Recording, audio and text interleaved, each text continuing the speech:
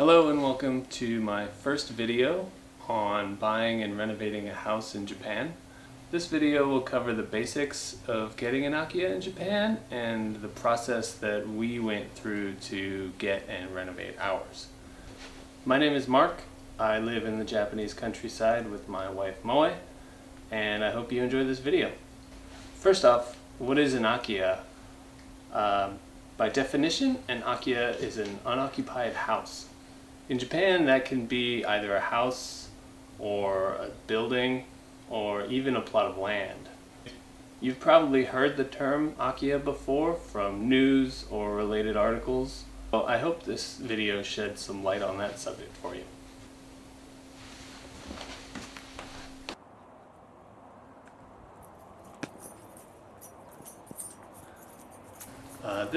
These videos were taken the day that we got the keys to the house, and this is our first official tour of our new home.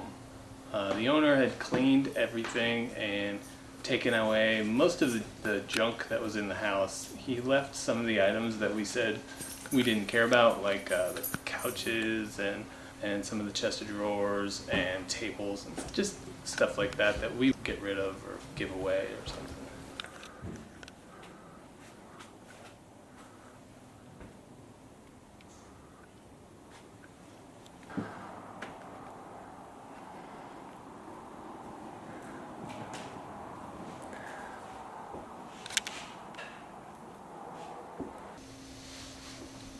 We first started looking for Akiya back in 2016.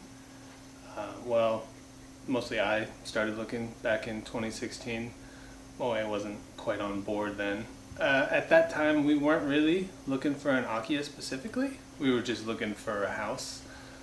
We had gotten to the point where we were getting pretty tired of living in an apartment and wanted something more permanent. For us, finding an Akiya happened by chance, really. We visited Moe's friends who lived in the countryside and had renovated an Akiya of their own, and after visiting their place we kind of fell in love with the idea. They really showed us what potential there was for an abandoned house and something that we hadn't really thought of at that point. And being a big fan of DIY myself, the idea of an Akiya and something that I could customize to my own needs was instantly appealing.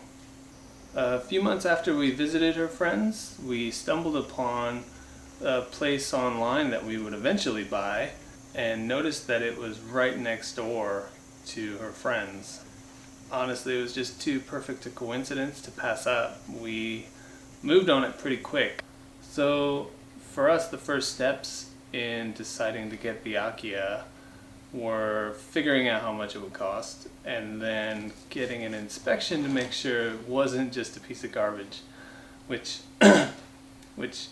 is the case in a lot of homes.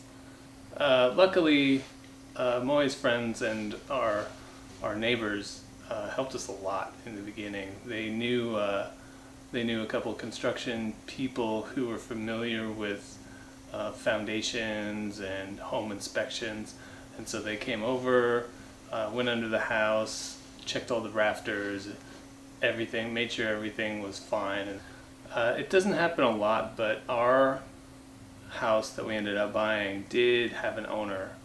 It just didn't have anybody living in it, and it hadn't for about 12 years. So it had been empty for a long time, but the owner had maintained it pretty well, so it wasn't dilapidated too much or just really gross inside. However, and I'll get to this in another video, but I did find some surprises above the ceiling in the form of poop. Lots of it. Yeah. Some nice tanuki or hakubishin felt like making a bathroom out of our ceilings. That was fun to find.